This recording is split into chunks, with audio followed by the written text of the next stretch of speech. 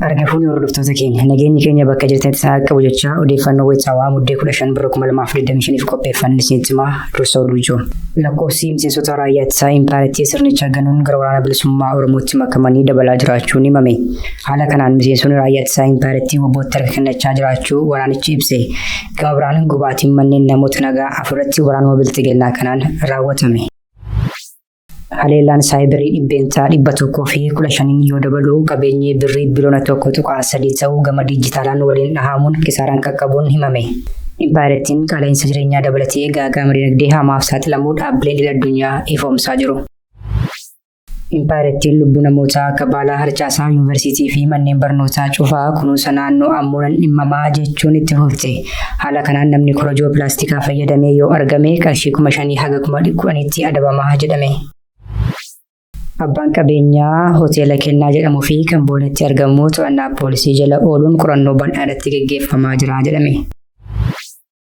Ugandaan lammiilee biyyoota akka Eertiraa, Itoophiyaa fi Somaaliyaa irraa dhufaniif kooluu galtummaa akka hin kennine ibsite. Dhaabbanni addunyaa tokko immoo ibsa baaseen gochaa Ugaandaa kana jajjabeessee balaaleffate. Warra toora YouTube chaanalii kanaaf haaraa subscribe, like, share taasisaa jechaan bal'ina oduutti sin dabarsa. Lakkoofsi miseensota raayyaa ittisa biyyaa impaartii sirnichaa ganuun gara waraana bilisummaa Oromootti makamanii dabalaa jiraachuun himame. Haala kanaan miseensonni raayyaa ittisaa impaartii WBOtti harka kennachaa jiraachuu waraanichi ibse. Gama biraan gubaatiin manneen namoota nagaa afuritti waraanuma biltigannaa kanaan raawwatame. Ilmaan Oromoo dirqamanii fi goyyomfamanii sirna guyyaa guyyaan lubbuu lammiilee isaanii akka baala harcaasaa oolu biltigannaa tajaajilaa jiran hammeenya isaa hubachuudhaan gocha isaanii duraatti gaabbanii gara mooraa waraana bilisummaa Oromootti makamaa jiru.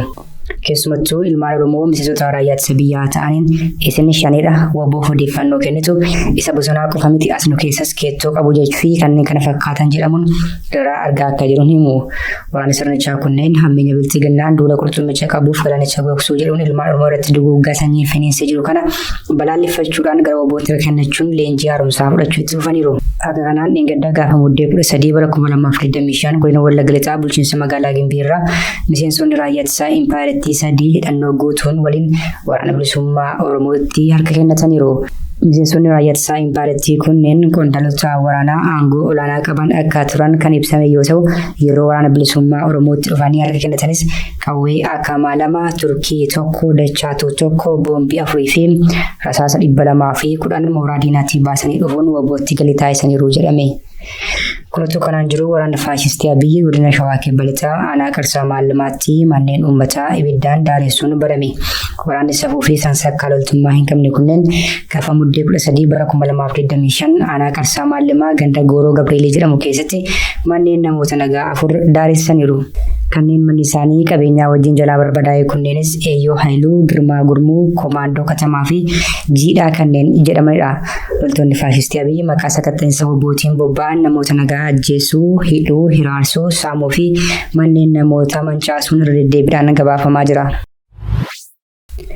Haleellaan saayibarii dhibbeentaa 115 yoo dabalu qabeenyi birrii biliyoona 1.3 ta'uu ammoo gama dijitaalaan waliin dhahamuun kisaaraa guddaa qaqqabsiisuun himame. Impaartiin qaala'insa jireenyaa dabalatee gaaga'ama dinagdee hamaaf saaxilamuu dhaabbilee idil-addunyaa ifoomsaa jiru. Sirni baankiin biyyaalessaa impaartii baasee akka agarsiisutti haleellaan saayibarii dhibbeentaa 115 dabaleera. Kana malees gama waliin dha'uu dijitaalaa taasifameen kisaaraan birrii biliyoona 1.3 qaqqabuu gaazexaan riippoortar gabaaseera. Kisaaraan kun waggaa tokko keessatti akka qaqqabee fi bara 2024 keessa akka ta'e gabaasichi jedheera. Bara kanaa gara jalqabaa haleellaan saayibarii 4,623 taasifamuun kan himame yoo ta'u kunis kan bara darbee wajjin wal bira qabamee yoo ilaalamu dhibbeentaa 115 daballee agarsiiseera jedhame. Baankichi akka jedhutti kisaaraan qarshii guddaa herregaa hawaan jiruuf rakkoo kana fura jedhee kan yaade wixinee kaffaltii dijitaalawaa jiru qopheessaa jiraachuu ibseera. Itoophiyaa keessatti saamicha kallattii fi ala kallattii bara biltigannaa kana keessa kan yeroo kamiyyuu caalaa gaggeeffamaa akka jiru himama. Humni bittaa maallaqaa impaartii akkaan gadi bu'uun ammoo dinagdeen impaartii raafama hamaa keessa akka seenu taasiseera jedhama. Impaartiin lubbuu namootaa akka baalaa harcaasaa yuunivarsiitii fi manneen barnootaa cufaa kunuunsa naannoof ammoon dhimmamaa jechuu itti fufte. Haala kanaan namni korojoo pilaastikaa fayyadamee yoo argame qarshii 5,000 hanga 10,000 adabamaa jedhame. Itoophiyaan baatii amajjii irraa eegaltee labsii oomisha pilaastikii fayyadamuun oomishuu fi galchuun adabbii maallaqaa fi adabsiisuu ifatti hojiirra oolchuuf jirti jedhameera. Impaarettiin kanaan duras biqiltuu cabee meexxitu jige jechuun maallaqa 300,000 ol nama saamaa turteetti. Impaare lubbuu namaa akka baalaatti harcaasaa jirtu kun amma ammoo kunuunsa naannoofan dhimmamnaa jechuun korojoo pilaastikaa dhorkuun dhagahame. Abbaan taayitaa eegumsa naannoo impaarettii ibsa baaseen yeroo ce'umsaa kennamee ture dhumuu eeruun adabbii akka eegalu beeksiseera. Oomishtoonni korojoo pilaastikaa yeroon ce'umsaa ji'a ja'a kenname gahaa akka hin taane ibsanis abbaan taayitichaa eegumsa naannoo yeroon ce'umsaa amajjii 23 akka xumuramu ibsuun gara adabbiitti akka seenuu beeksiseera. Haala kanaan namni kamiyyuu yoo korojoo pilaastikaa utuu fayyadamuu argame qarshii 5,000 hanga 10,000tti akka adabamutu himame. Gama biraan korojoo pilaastikaa kana oomishuun galchuu fi gurguruun birrii 50,000 hanga 100,000 fi hidhaa haga waggaa 5 nama adabsiisaa jechuun abbaan taayitichaa ifoomseera. Labsichi qaamni balleessaa raawwatee dhaabbata seera qabeessa yookiin warshaa yookiin qaama galchuu yoo ta'e adabbiin maallaqaa dachaa 3 akka ta'u ibseera. Impaare sana keessatti gaaga'amni dinagdee akkaan hammaachuun qaamni maqaafan biyya geggeessa ofiin jedhu tooftaalee garaagaraa baasuun saamichatti akka galu godheera. Qaamni lammiilee nagaa lafarraa daguugaa oolu biltiginnaan dhuguma faalama biyyee fi kunuunsa naannoof yaadee osoo hin taane dinagdeen isaa waan kisaaraa keessa seeneef ittiin saamicha haaraaf bobba'uuf labsee kana labsee jechuun xiinxaltoonni himaa jiru. Abbaan qabeenyaa hoteela kennaa jedhamuu fi kan booletti argamu to'annaa poolisii jala ooluun qorannoo bal'aadhaatti geggeeffamaa jira jedhame. Hoteelli kun caamsaa 2 bara 2014 akka lakkoofsa Habashaatti haala ho'aa ta'een kan eebbifame yoo ta'u sagantaa eebbaa sanarrattis pirezidaantii naannoo Oromiyaa obbo Shimallis Abdiisaa, pirezidaantii naannoo Amaaraa obbo Dastaalee Daamoo fi kantiibaan magaalaa Finfinnee aadde Adaanech Abeebee argamanii turan. Hoteelichi abbaa urjii 4 yoo ta'u qabeenyummaan isaa ammoo kan nama obbo Taaddasee Adam jedhamuuti. Obbo Taaddaseen waggoota 20 darbaniif alargii bunaa fi daldalaa ta'utti bobba'anii akka turantu himame. Ji'oota muraasa dura ammoo weellisaa Adam Muhammadiif warqee giraama 250 waamanii badhaasuun ijoo dubbii miidiyaalee ta'anii turan. Haa ta'u malee gabaasaaleen bahaa jiran akka agarsiisanitti obbo Taaddaseen yeroo ammaa magaalaa Finfinnee buufata poolisii Meeksikootti argamutti hidhamuun qorannoo bal'aadhaatti geggeeffamaa jira. Sababni itti to'atamaniif ammoo maallaqa waliin dhahuu, maallaqa maddi isaa hin beekamne horachuu fi boba'aa karaa kontirbaandiin galchuu wajjin akka wal qabatutu himame. Kana wajjin wal qabatee hoogganaan biiroo bulchiinsaa fi nageenyaa naannoo Sidaamaa duraanii obbo Alamaayyoo Ximiitiyoos akka kontirbaandii boba'aa wajjin wal qabatee to'annaa jala ooluun qorannootti geggeeffamaa kan jiru yommuu ta'u obbo Taaddasee Adam wajjin ammoo hariiroo jabaa qabu jedhamee eerame.